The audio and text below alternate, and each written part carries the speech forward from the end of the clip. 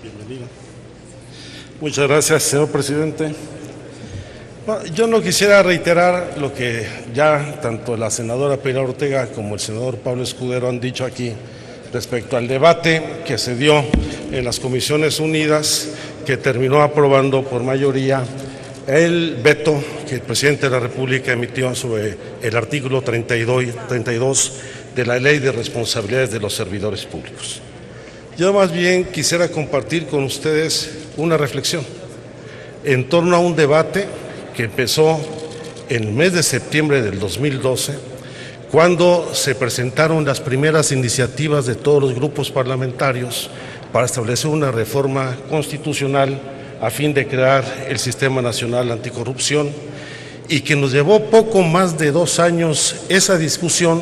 la cual finalmente terminó con la promulgación de la reforma en mayo de 2015. A partir de esa fecha iniciamos una segunda etapa de discusiones que dieron fruto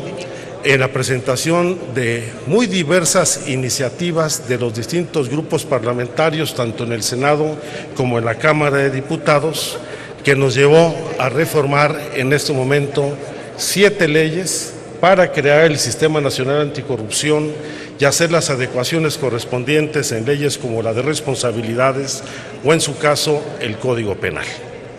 Lamentablemente, esta segunda etapa la terminamos de muy mala manera. No solo porque fue una discusión muy ríspida la que vivimos en los últimos meses respecto a este paquete de reformas, sino porque el veto presidencial ha puesto en evidencia la premura y la forma lamentable en que en ocasiones desahogamos los temas que corresponden al Poder Legislativo. Hay que reconocer que efectivamente la reforma que en lo particular se aprobó en la madrugada en donde discutimos el paquete anticorrupción traía un conjunto, una redacción que permitía una interpretación muy amplia y discrecional, en donde efectivamente podrían generarse asuntos de interpretación y controversia constitucional y que pudiera excederse en sus funciones las autoridades responsables del Sistema Nacional Anticorrupción. Y asumiendo como tal esos errores, quiero también señalar que independientemente del veto del Ejecutivo Federal, lo cierto es que a pesar de él prevalecen los 2 diferendos sustantivos que hemos tenido a lo largo de este debate. El primero, referente al artículo 29 de la Ley de Responsabilidades, respecto a la obligación de los servidores públicos de hacer pública, valga la redundancia, sus declaraciones patrimonial, de interés y fiscal. Y la segunda, vinculada con el artículo 32, que es el objeto de este veto, vinculada con los instrumentos de control y verificación de los particulares beneficiarios de lo que son los contratos de obra o de infraestructura pública, o los contratos de adquisiciones, o la forma en que se asignan las concesiones de servicios públicos en nuestro país. Yo quiero subrayar, por el debate que hemos tenido en las últimas semanas, que no se trata de una discusión en contra de los empresarios, como se ha querido presentar. Sí se trata de una discusión para establecer mecanismos de control y de sanción para que aquel pequeño sector del empresariado de nuestro país, que ha sido beneficiario y de lo cual han derivado las enormes fortunas que los han convertido incluso no solo en los hombres más ricos de México, sino en algunos de los hombres más ricos del país, se han beneficiado justamente del tráfico de influencias, de la asignación de obras y contratos de manera directa sin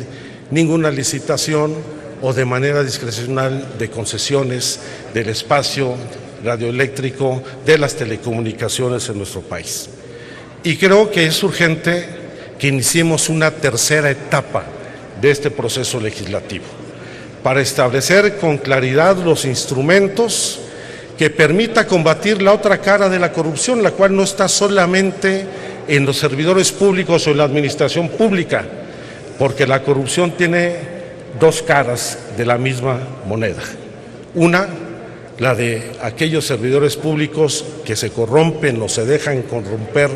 en el ejercicio de sus funciones, o la de los empresarios de la iniciativa privada que soborna, que corrompe o que incurre en materia de cohecho. Creo que es urgente que avancemos en esa legislación,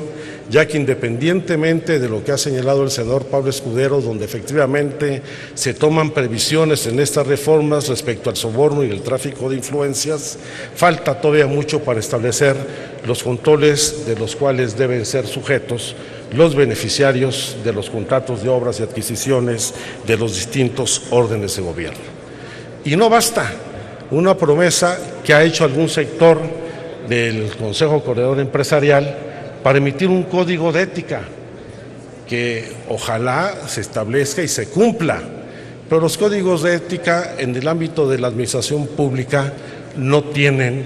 valor legal ni mecanismos de sanción a las actividades delictivas o las faltas administrativas que pudieran presentarse. Y urge que en este país contemos con una legislación que regule la participación de las empresas en los asuntos públicos, en los asuntos particulares, dentro y fuera del país,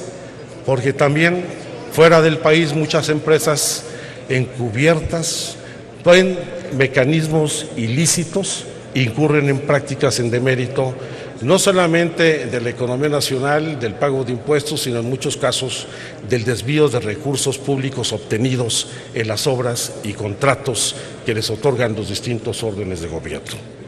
Y finalmente creo que uno de los grandes méritos de este veto, y quiero recalcarlo,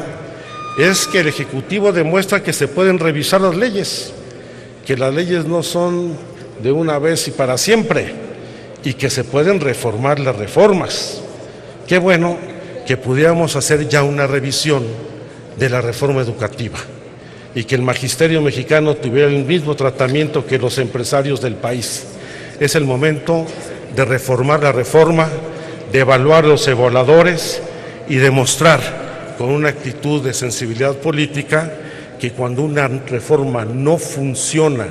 no se puede implementar como la reforma educativa, debe de cambiarse.